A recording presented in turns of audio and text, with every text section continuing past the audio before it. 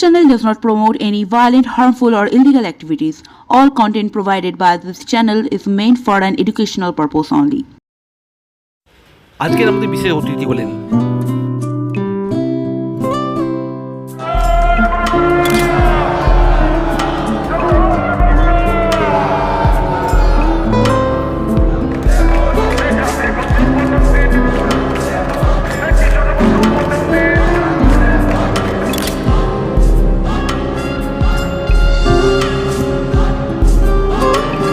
নমস্কার, আমি শীর্ষন্ন বন্দ্যোপাধ্যায়।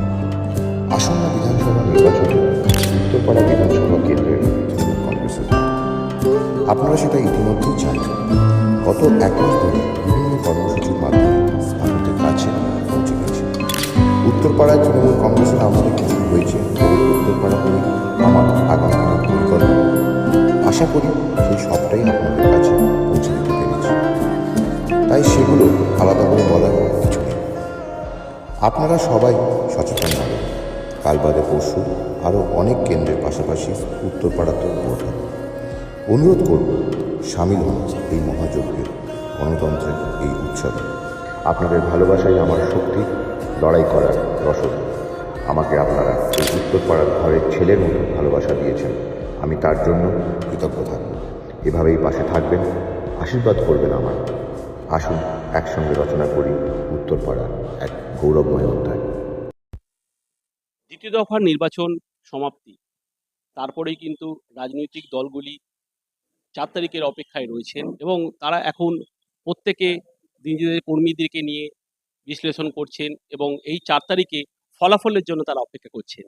আর আমরা এই মুহূর্তে উপস্থিত হয়েছি উত্তরপাড়া বিধানসভায় এবং উত্তরপাড়া বিধানসভার যিনি প্রার্থী হয়েছেন শীর্ষন্ন বন্দ্যোপাধ্যায়, উনি কিন্তু লড়াই করেছেন এই পরীক্ষার আগে যেরকম একটা প্রস্তুতি থাকে, সেই প্রস্তুতি কিন্তু উনি করেছেন এবং উনি কিন্তু আশাবাদী যে এই নির্বাচনে উনার ফল উনার পক্ষেই থাকবেন। এবং আমরা দেখেছি মাননীয় মুখ্যমন্ত্রী উনার জনসভায় এসেছিলেন এবং উনি কিন্তু সেখানে বক্তব্য রেখেছেন এবং সেখানে শীর্ষন্ন বন্দ্যোপাধ্যায় তার মূল্যবান বক্তব্য দিয়েছেন এবং মানুষের স্বতঃস্ফূর্ত ভূমিকা সেখানে ছিল। আমরা কথা বলে নেব শীর্ষন্ন বন্দ্যোপাধ্যায়ের সঙ্গে। স্বাগত জানাই খবর সন্ধ্যা নিউজ চ্যানেলে। এই যে আপনার পরীক্ষা, এই কদিন যে পরীক্ষা করলেন, আপনি ঘুরলেন, প্রত্যেকটা জায়গায় অঞ্চলে অঞ্চলে ঘুরেছেন, মানুষের কাছে আপনি কিন্তু রায় নিয়েছেন। তারপরে আপনি কিন্তু মনোনয়ন জমা করেছেন এবং সেখানে আপনি একটা ভালো ফল হিসাবে আপনি কিন্তু ভোট পেয়েছেন। এরকম আমরা খবর সূত্র মতে খবর পেয়েছি।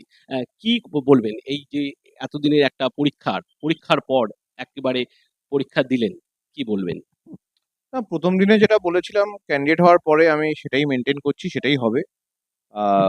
তৃণমূল এই সিটটা জিতবে। আর মানুষের রেসপন্স যেরকম দেখেছি, যেরকমভাবে প্রিপারেশন হয়েছে আমাদের, যেরকমভাবে মানুষের কাছে পৌঁছে যাওয়া হয়েছে, যেখানে মানুষকে আমাদের বক্তব্যটা আমরা বলতে পেরেছি, সেই অনুযায়ী এটুকু বলতে পারি। এবং 29 তারিখে যে মানুষের যে রেসপন্স দেখেছি, আমি প্রত্যয়ই যে আমরা জিতছি, এখানে কোনো ডাউট নেই।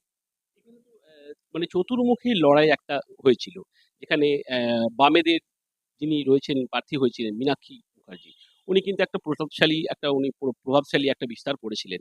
একটা আমাদের সেই দিকে নজর ছিল এবং অপরদিকে বিজেপির যিনি প্রার্থী দীপাঞ্জন ভট্টাচার্য, উনিও কিন্তু সেখানে প্রার্থী হিসেবে দাঁড়িয়েছিলেন এবং বিভিন্ন যারা রাজনৈতিক দলগুলি কংগ্রেস এবং অন্যান্য প্রার্থীরা, তারা নির্দলীয় প্রার্থীরাও সেখানে ছিলেন আপনার বিরুদ্ধে। সেখানে আপনার কতটা আপনার আশঙ্কা ছিল বা এই আশঙ্কাটা রয়েছে যে এই মার্কিন তো সিপিএম এর প্রার্থী উনি নিজের মতো চেষ্টা করেছেন, নিজের মতো উনিও জনসংযোগ করেছেন যতটুকু আমি দেখেছি। এবং কিছু ক্ষেত্রে হয়তো বিজেপির থেকে বেশি প্রচার করেছেন উনি।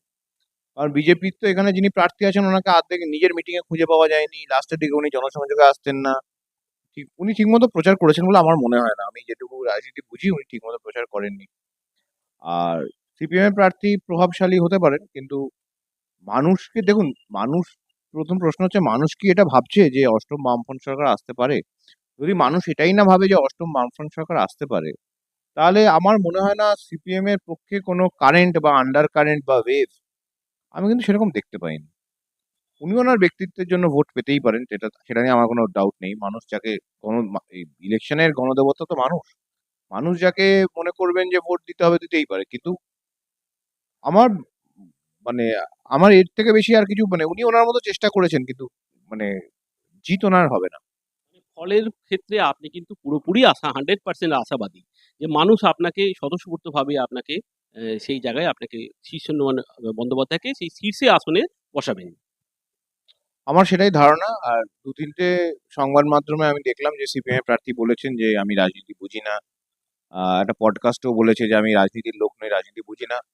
চৌঠামের রেজাল্টটা দেখে তাহলে ওনাকেও অ্যাসেস করতে হবে যে উনি রাজনীতি বোঝেন কি বোঝেন না। এই যে আপনি তো আপনি এতদিন ধরে তো আপনি নির্বাচনেতে আপনি ঘুরেছেন। ঠিক আছে? তাই এর আগেও আপনি কিন্তু আ অন্য প্রার্থীর জন্য আপনি কিন্তু প্রচার করেছেন। সেই জায়গায় কিন্তু আপনার ভূমিকা কিন্তু মানে রাজনৈতিক দিক দিয়ে আপনার কিন্তু একটা প্রভাব রয়েছে। মানে আপনি যে ছাত্র রাজনীতিকে করেছেন। তবুও এই কথাগুলো শুনতে হয়। তারপরেও আপনি কিন্তু সেই মনোবল নিয়ে আপনি কিন্তু রাজনীতির আঙিনায় রয়েছেন এবং প্রচার করেছেন।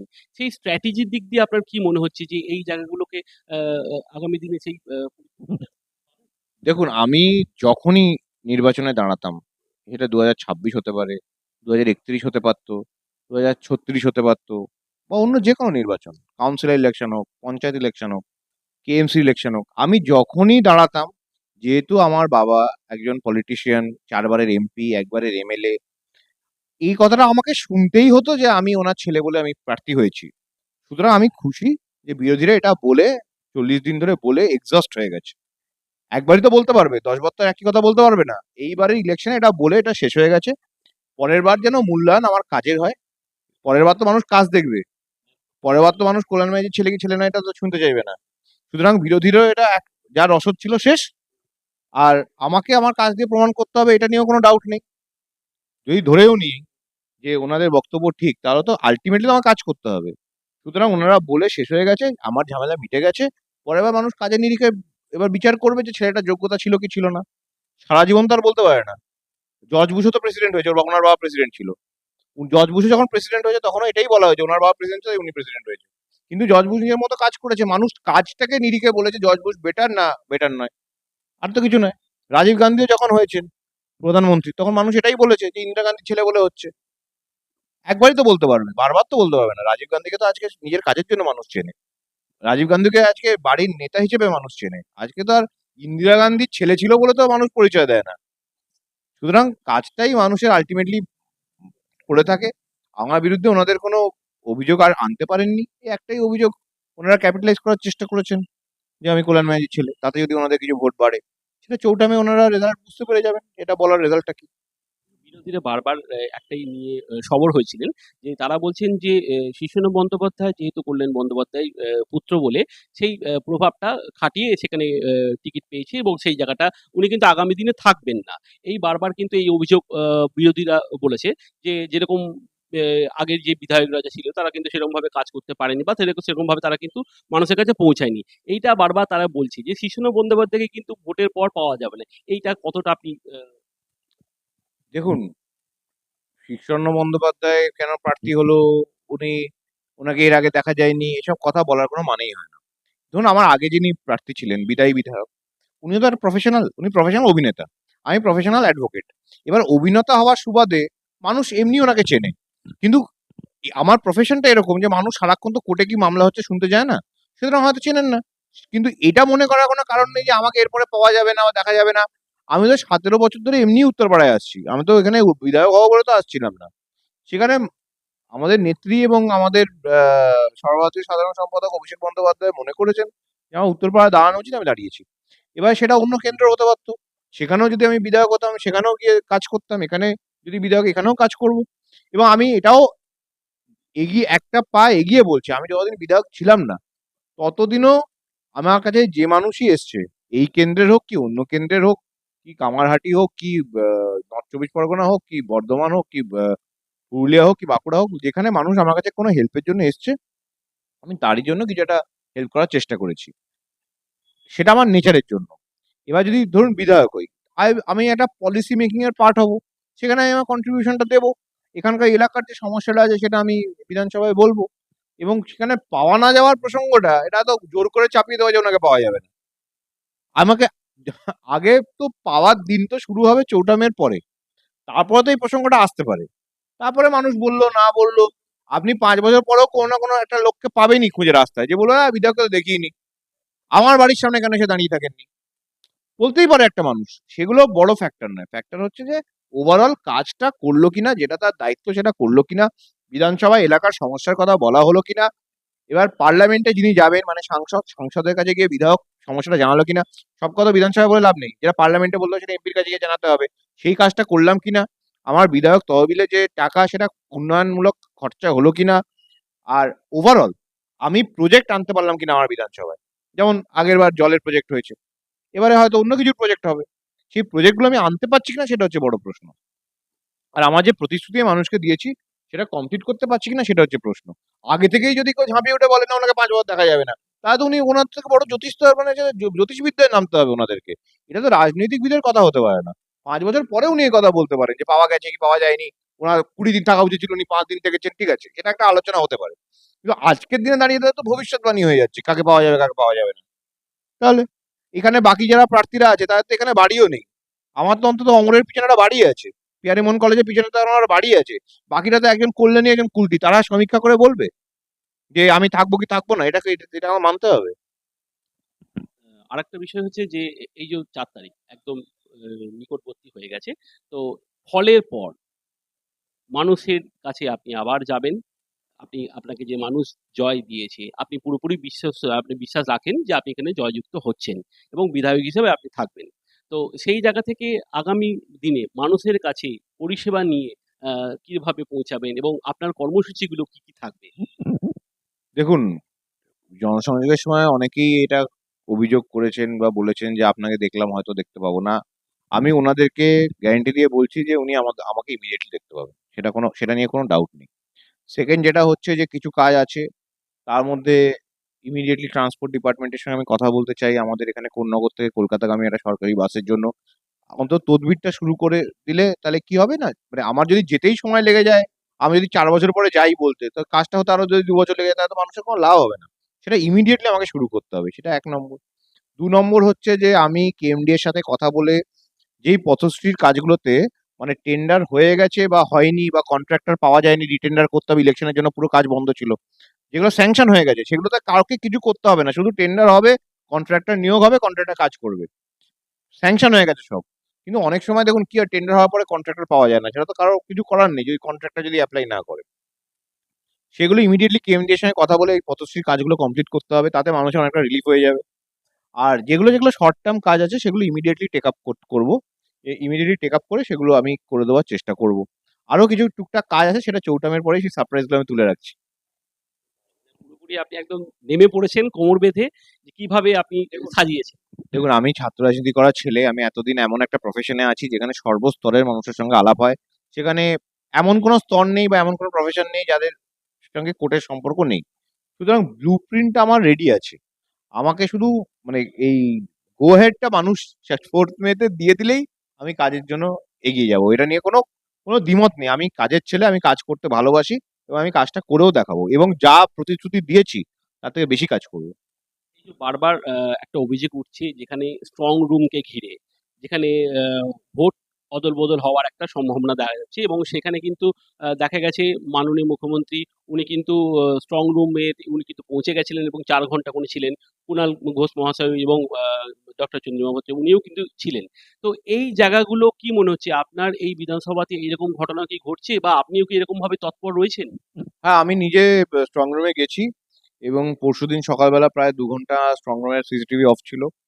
সেটা সকাল 8টা থেকে 9টা 56, সেটা আমরা ইমিডিয়েটলি কমপ্লেন করেছি এবং আমরা ইন্টারনাল ফুটেজ চেয়ে পাঠিয়েছি এবং আমি আমাদের যারা কাউন্টিং এজেন্ট আছে তাদের সকলকে সতর্কও করেছি যে প্রত্যেকটা কন্ট্রোল ইউনিটের নাম্বার যেন মিলিয়ে তারপরে হয়। কারণ 2 ঘন্টা বন্ধ ছিল, কি হয়েছে আমরা কেউই জানি না। যতক্ষণ না ওনারা আমাদের ব্যাকআপ ফুটেজ দেবেন আমরা তো দেখতেও পাচ্ছি না কি হয়েছে। সুতরাং সেগুলো সব আমরা সেগুলো নিয়ে আমরা সতর্ক থাকবো, কারণ এখানে একটা এক্সটার্নাল প্রেশার ডেফিনেটলি আছে, এখানে বিজেপিকে কোনোভাবে একটা যেন তেন প্রকারণা জিতিয়ে বার করতে হবে এবং সেটার জন্য এতদিন তো সব মেশিনারি ইউজ করা হয়েওছে, কিন্তু এই নির্বাচনের মধ্যে আমরা যেভাবে ইলেকশন কমিশনকে ইউজ করতে দেখলাম, মানে আমরা তো ট্যাক্স পেইং সিটিজেন, খুব খারাপ লাগে। এই ইলেকশন কমিশন তো মানে সরকারি সংস্থা, মানে এদের আচরণ দেখে খুব খারাপ লাগলো। আপনি তো একজন আইনজীবী। আপনার বাবাও কিন্তু কোর্টে গিয়ে লড়াই করছেন। এখনো পর্যন্ত লড়াই করেছে। আগেও বিগত দিনেও লড়াই করেছেন এবং আ এখনো লড়াই করেছেন এবং আগামী দিনেও লড়াই করবেন। আপনি আইনজীবী হিসাবে এরকম মানুষের জন্য মানুষের অধিকারের জন্য আপনি লড়াই করবেন? মানে যেরকম মাননীয় মুখ্যমন্ত্রীও কিন্তু নিজে লড়াই করেছেন এবং এখন লড়াই করেছেন। শুনুন, আমি চিরকাল মানুষের পাশে ছিলাম এবং চিরকাল মানুষের পাশে থাকবো। এগুলো নিয়ে কোনো আলাদা করে আমাকে ভাবতে বা করতে হয় না। একদম ওকালতির কথাই বলছি আমি। আগেও আমি অনেক লিগ্যাল সার্ভিসের মামলা করেছি। অনেক মানুষের মানে দরিদ্র মানুষ বা আ যারা উকিলের পয়সা দিতে পারবে না, আমরা চিরকালই সেটা করে এসেছি। এবং সেগুলো নিয়ে কোনো ডাউট কারোর মধ্যেই থাকা উচিত নয়। আপাতত মানুষ একটা মিডিয়া প্রচারের মধ্যে আছে, হয়তো অনেক রকম ভাবতে পারে। আগামী দিনে মানুষ এটা ক্লিয়ারলি বুঝতে পারবে যে মানে পাশে কে আছে। মানুষকে কি বলবেন এখানকার উত্তরপাড়া? ৪ তারিখে আসছি এবং আগামী দিনে আরো অনেক, অনেক কাজ আমরা করব এবং আমরা একসাথে আমি এবং আপনারা মিলে আমরা একটা উত্তরপাড়ার একটা গৌরবময় অধ্যায় আগামী ৫ বছরে রচনা করতে চলেছি। অসংখ্য ধন্যবাদ। ভালো থাকবেন। অসংখ্য ধন্যবাদ আপনাকে আমাদের খবরের সন্ধানে নিউজ চ্যানেলের প্রতিবেদনায় আপনাকে অনেক ধন্যবাদ। আপনার দর্শকদেরকে অনেক ধন্যবাদ। আমরা কথা বলে নিলাম উত্তরপাড়ার যিনি প্রার্থী হয়েছেন শিশুনাথ বন্দ্যোপাধ্যায়। উনি কিন্তু পথে নেমে কাজ করার একটা আবেদন জানিয়েছেন এবং উনি কিন্তু আশাবাদী এই নির্বাচনের পরেই উনার ফল উনি কিন্তু 100% আশাবাদী এবং উনি জিতছেন এবং বিধায়ক হয়ে উনি কিন্তু যে কাজগুলো বাকি আছে সেই কাজের নিরিখে উনি কিন্তু কোমর বেঁধে ঝাঁপিয়ে পড়বেন মানুষের কাছে, মানুষের জন্য। উত্তরপাড়া বিধানসভাকে নতুন রূপে সাজানোর একটা বার্তা উনি কিন্তু দিয়েছেন। দেখতে থাকবো, সঙ্গে থাকুন আপনারা এবং আমাদের মূল্যবান কমেন্টে বক্স অবশ্যই খোলা থাকবে। আপনাদের মতামত আপনারা জানাবেন। খবরের সন্ধানে নিউজ চ্যানেলে আবার আপনাদেরকে স্বাগত জানাই। নমস্কার।